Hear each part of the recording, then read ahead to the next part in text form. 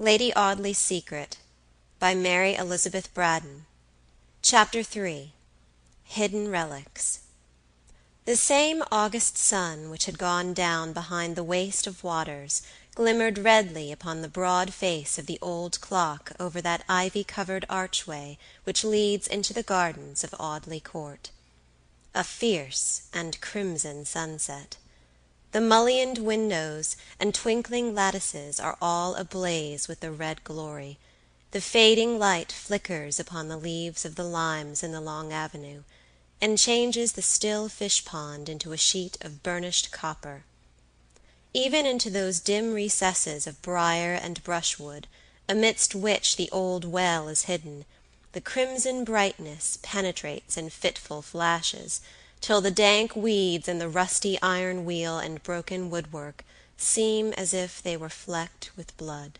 The lowing of a cow in the quiet meadows, the splash of a trout in the fish-pond, the last notes of a tired bird, the creaking of wagon wheels upon the distant road, every now and then breaking the evening silence, only made the stillness of the place seem more intense.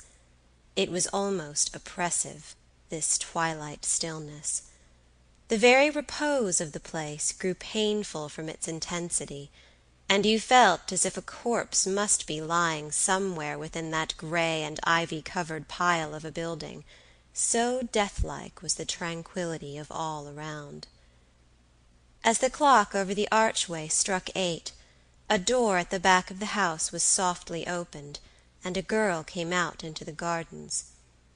But even the presence of a human being scarcely broke the silence, for the girl crept slowly over the thick grass, and gliding into the avenue by the side of the fish-pond, disappeared in the rich shelter of the limes. She was not, perhaps, positively a pretty girl, but her appearance was of that order which is commonly called interesting. Interesting, it may be, because in the pale face and the light gray eyes, the small features and compressed lips, there was something which hinted at a power of repression and self-control not common in a woman of 19 or 20. She might have been pretty, I think, but for the one fault in her small oval face. This fault was an absence of color. Not one tinge of crimson flushed the waxen whiteness of her cheeks. Not one shadow of brown redeemed the pale insipidity of her eyebrows and eyelashes. Not one glimmer of gold or auburn relieved the dull flaxen of her hair. Even her dress was spoiled by this same deficiency. The pale lavender muslin faded into a sickly gray, and the ribbon knotted round her throat melted into the same neutral hue.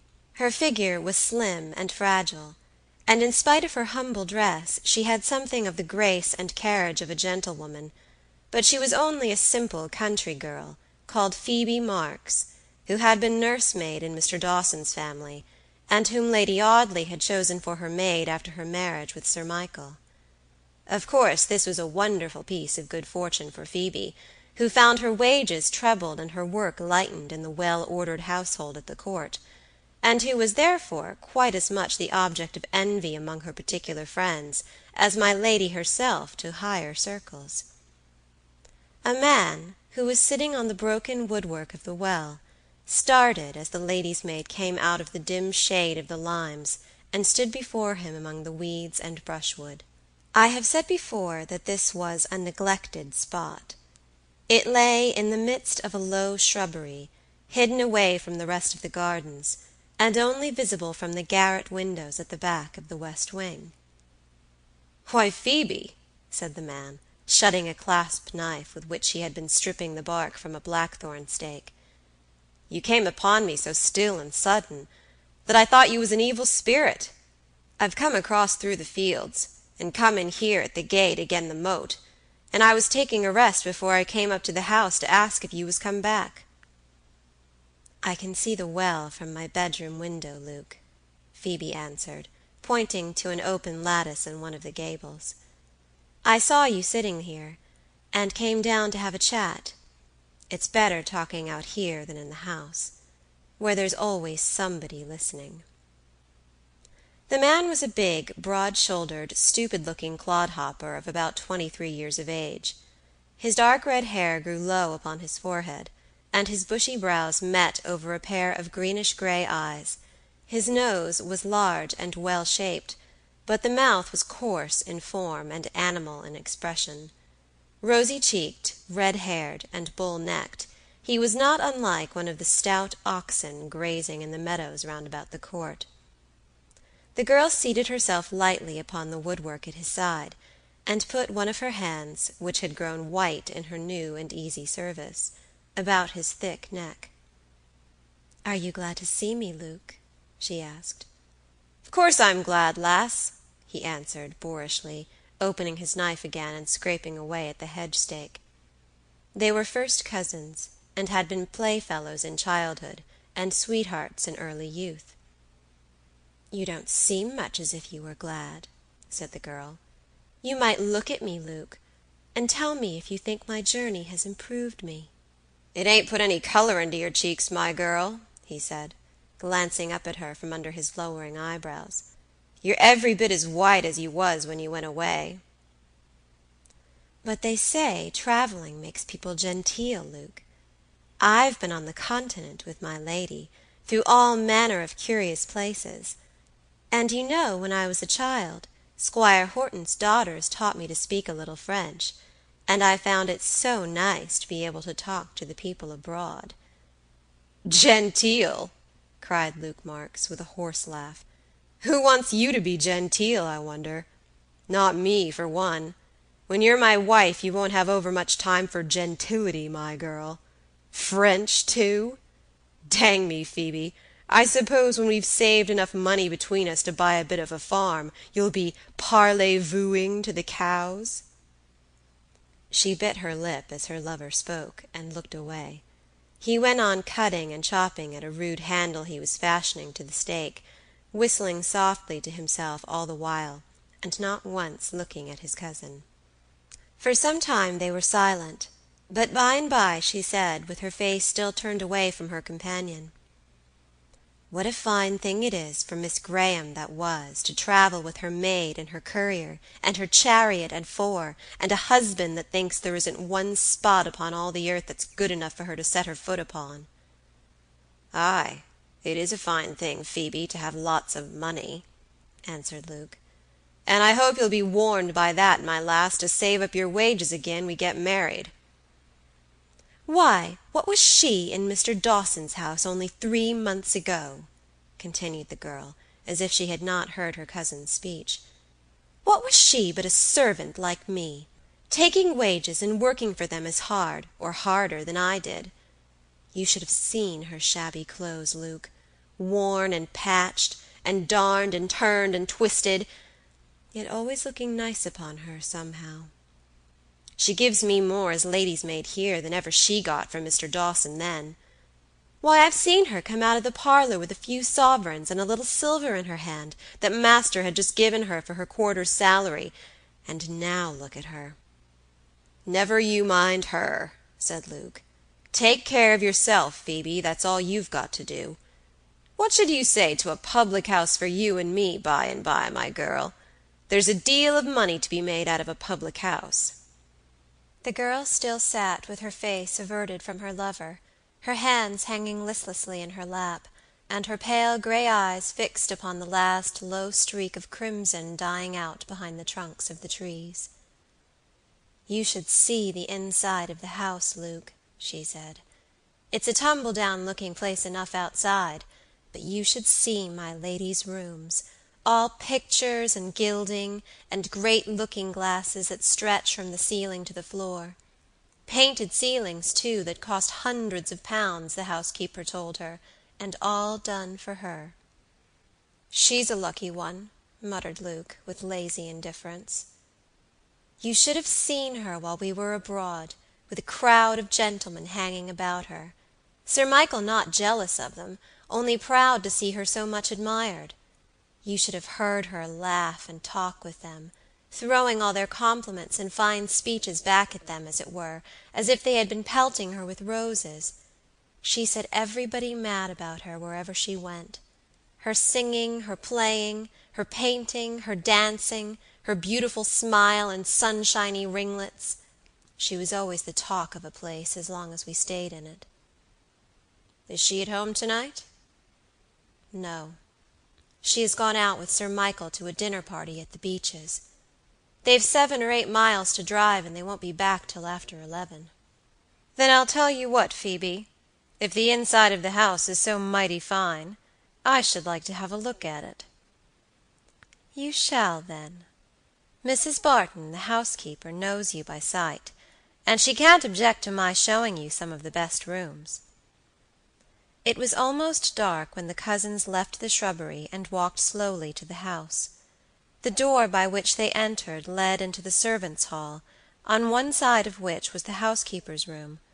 Phoebe Marks stopped for a moment to ask the housekeeper if she might take her cousin through some of the rooms, and having received permission to do so, lighted a candle at the lamp in the hall, and beckoned to Luke to follow her into the other part of the house. The long black oak corridors were dim in the ghostly twilight, the light carried by Phoebe looking only a poor speck in the broad passages through which the girl led her cousin. Luke looked suspiciously over his shoulder now and then, half frightened by the creaking of his own hobnailed boots. "It's a mortal dull place, Phoebe," he said, as they emerged from a passage into the principal hall which was not yet lighted. "I've heard tell of a murder that was done here in old times." "There are murders enough in these times as to that, Luke," answered the girl, ascending the staircase, followed by the young man. She led the way through a great drawing-room, rich in satin and ormolu, buhl and inlaid cabinets, bronzes, cameos, statuettes, and trinkets, that glistened in the dusky light, then through a morning-room, hung with proof engravings of valuable pictures, through this into an antechamber, where she stopped, holding the light above her head. The young man stared about him, open-mouthed and open-eyed. "It's a rare fine place," he said, "and must have cost a heap of money." "Look at the pictures on the walls," said Phoebe, glancing at the panels of the octagonal chamber, which were hung with Claudes and Poussins, Wouvermans and Cuyps. "I've heard that those alone are worth a fortune. This is the entrance to my lady's apartments, Miss Graham that was." She lifted a heavy green cloth curtain which hung across a doorway, and led the astonished countryman into a fairy-like boudoir, and thence to a dressing-room, in which the open doors of a wardrobe and a heap of dresses flung about a sofa showed that it still remained exactly as its occupants had left it. "I've got all these things to put away before my lady comes home, Luke. You might sit down here while I do it. I shan't be long." Her cousin looked around in gawky embarrassment, bewildered by the splendor of the room, and after some deliberation selected the most substantial of the chairs, on the extreme edge of which he carefully seated himself. "I wish I could show you the jewels, Luke," said the girl, "but I can't, for she always keeps the keys herself. That's the case on the dressing-table there." "What, that?" cried Luke, staring at the massive walnut wood and brass inlaid casket. "Why, that's big enough to hold every bit of clothes I've got." "And it's as full as it can be of diamonds, rubies, pearls, and emeralds," answered Phoebe, busy as she spoke in folding the rustling silk dresses, and laying them one by one upon the shelves of the wardrobe. As she was shaking out the flounces of the last, a jingling sound caught her ear, and she put her hand into the pocket. "I declare," she exclaimed, "my lady has left her keys in her pocket for once in a way. I can show you the jewelry, if you like, Luke." "Well, I may as well have a look at it, my girl," he said, rising from his chair and holding the light while his cousin unlocked the casket. He uttered a cry of wonder when he saw the ornaments glittering on white satin cushions. He wanted to handle the delicate jewels, to pull them about and find out their mercantile value, Perhaps a pang of longing and envy shot through his heart as he thought how he would have liked to have taken one of them. "Why, one of those diamond things would set us up in life, Phoebe," he said, turning a bracelet over and over in his big red hands. "Put it down, Luke! Put it down directly!" cried the girl, with a look of terror.